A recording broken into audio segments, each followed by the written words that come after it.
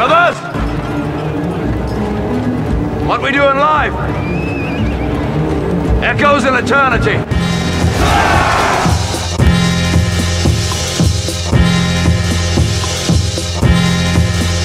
We were all wounded at Wounded.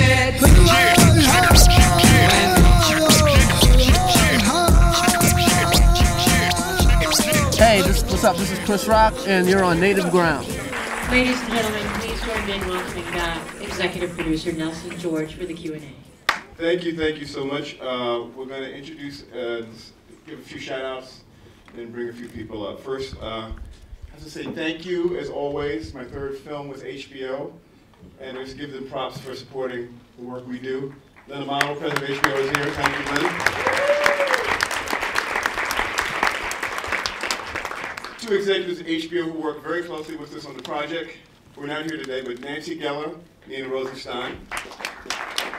Thank you to the wizard of post-production, Pam Wynn. Our line producer did an exceptional job. It's a very complicated film to put together. A lot of travel, archival, and just keeping things together. Kevin O'Donnell, our line producer. The wizard of pre-interview, finding some of our amazing characters, and all around being a super asset to production, producer Jenny Hunter. Boy wonder himself, Mr. Doug Miller. And on the creative team, we had two editors. One, Greg Nash, who started the project for us. Greg, thank you. And special thanks to Paul Marchant, Mr. Paul himself, who did a phenomenal job finishing it. We had one of the world's greatest musicians do the score for us. A man who's worked with everybody, and I'm just honored to have worked with him briefly. That's Mr. Marcus Miller. Our Jeff Stilson, our director, worked on that show with us, as well as our two contributing writers, Mr. Lance Krauter and Mr. Chuck Sklar. Our DP has worked on many great projects, including Spike Lee's Katrina documentary, and I was honored to work with him, Mr. Cliff Charles. Number one, we couldn't have done this project without the cooperation of the Bronner brothers and the fabulous hair show that goes on in Atlanta, GA. Joyce Peoples has been going on. Bernard's been running it for 30 years. Say, Mr. Bernard Bronner, thank you. Sitting next to Bernard is a woman who plays a very prominent role in the film, and it's this lovely woman, Mamie Bell, sorry. The hairdressers were crucial to the project and were remarkably cooperative and let us really delve into their lives. I just want to bring the one hairdresser who's here on stage to come and answer some questions, and that's Mr. Jason Griggers. Come on down, Jason. Okay, Jason. And joining Jason, as crucial as the hairdressers obviously were to the process, were the cooperation of the actresses and women who allowed themselves to be interviewed and were remarkably frank. And so I want to bring them up as a trio, because they're here. I want to bring up Nia Long, Sarah Jones, Tracy Thomas. And last but not least, obviously, is the multi-hyphenate man who put this all together. It was his vision. Let's welcome up Mr. Chris Rock.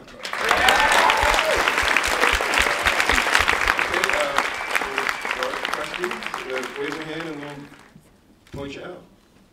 It would have been easy for you guys to make this, a lot of jokes, but it really is very thorough and kind of all-encompassing. I was wondering how you guys decided to make it more serious-oriented, less joke-oriented. It's weird. If I'd have made this movie before I had kids, I would have probably just been making fun. Ooh, you got a weave. But being married and having kids, I live with a bunch of women, my daughters, my dog's a girl, you know what I mean? So it's just where I'm at as a person right now. I didn't want to be mean-spirited.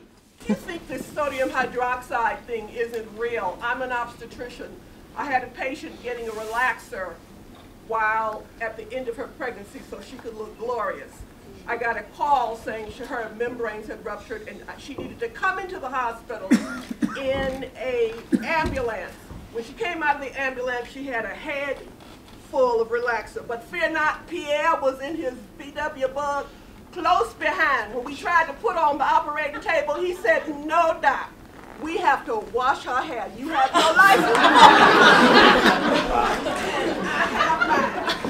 Both doctors, Pierre and I, did admirably.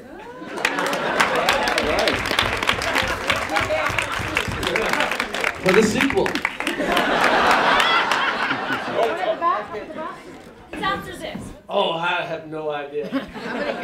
I gotta get a job that pays. You gonna cut it out? Yeah. Nina's gonna cut it out. I'm gonna take my leave off. You're gonna get out your... Yeah. No. Yeah. Wow. I mean, this is kind of a new thing for me. Okay. Yeah.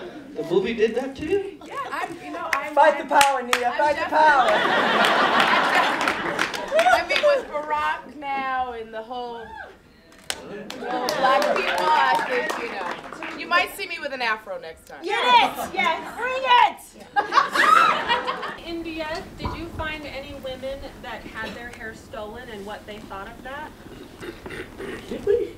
No, we found news reports. We really didn't. We were there a week. We didn't have time to run them down. That's right, Jenny. We tried, didn't we? How did you guys know when to stop putting this all together? Like at what point did you go, We never know when to stop. I mean, we have about 3 movies worth Tell of them footage. about the Jerry Curl movie. Yeah, we had, you know, when we first started doing it, we thought it would be women and men. And we found out, you know, people just weren't that interested in men's hair. And so we had to cut out a lot of the guy stuff. One of my favorite scenes was the Jerry Curl round table. Maybe we'll put it on DVD, but assembled a bunch of men that still had Jerry curls in the year 2008, and had them really talking, and, yeah, kind of like a 12-step program.